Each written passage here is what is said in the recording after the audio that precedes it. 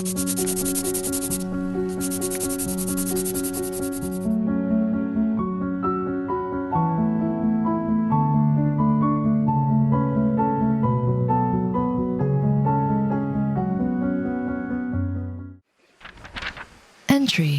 Bronto. There's only two things a noble will step aside for, paragons and angry Brontos. Dwarven saying. This hulking beast was originally bred by the Dwarven Shaperate as a beast of burden and food source, the rough equivalent to surface oxen and cows. Some versions of Bronto have even been developed as Dwarven mounts, valued far more for their sure-footedness and stamina than for their speed. While present within Orzammar in large numbers, some Brontos still exist in packs within the deep roads, having returned to a wild state after the fall of the Dwarven kingdoms. They require remarkably little sustenance, consuming organic material from water, fungus, and even rocks, hence the rock liquor appellation used by many dwarves to describe Bronto, and exist in primarily dormant states until provoked. An angry, charging Bronto is considered to be a rather dangerous opponent. Tales from Beneath the Earth by Brother Genitivi.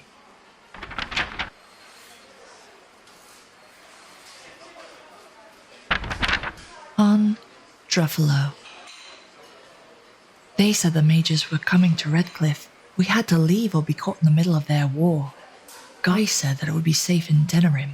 We left as soon as we could, but the little ones could barely walk a mile. I was about to turn back when Guy saw a herd of wild Druffalo passing through the hills. He said, "How different can they be from horses or Brontos? Oh, but those horns." I was afraid and told Guy not to go, but he said we had no choice. Guy said he would catch up to us, that we should continue on. We kissed goodbye and he left. The children and I kept walking. One day passed, 2, then 3, and I knew in my heart he was dead. I almost gave up. One morning I was fetching water from the river when I thought, how easy it would be. They would just slip away, and I would just follow them. No more pain, no more fear. As I searched for my courage, I heard a crashing through the undergrowth. Bandits, I thought, or a bear. But instead it was a giant beast with pelt of blue-grey and gleaming black horns, and riding its muscled back was my Guy. The Druffalo was enormous but gentle as a doe. The children called her Bluebell. I never told him what I almost came to that day. From a diary found in a refugee tent in the hinterlands.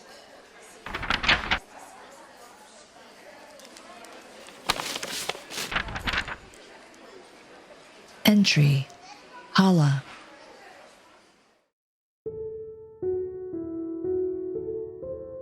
The first thing you must understand about the Hala is that they are not our servants.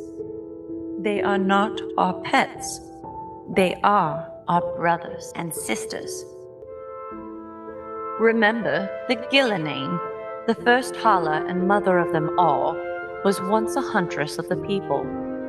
Without the Hala, there would be no Dalish. The second thing you must understand about the Hala is that you cannot force a Hala to do something against her will. I have heard tales of Shemlin who come across herds and attempt to capture the Hala using ropes and bridles. Many Shemlin have died impaled on horns as a result of this foolishness. Never forget that the Hala once bore our knights into battle. The fierce blood of a warrior still runs through her veins, and she would sooner fight to the death than demean herself. Like the Dalish, the Hala are proud. A Hala knows who she is and will tolerate no being that tells her she is less. How then do we harness them to the Eravels? How do we ride them or strap our packs to them? Well, how do you get a brother, a sister, or a friend to do you a favor? Simple, isn't it? You ask. If you have a Hala's trust, she will give you her blessing. It's striking that humans never think to ask for a Hala's friendship. But then they are Shems, and respect nothing. From Adara, halla-tender of the Ralaferin Clan, to her apprentice. Also the most dalish thing I've ever read.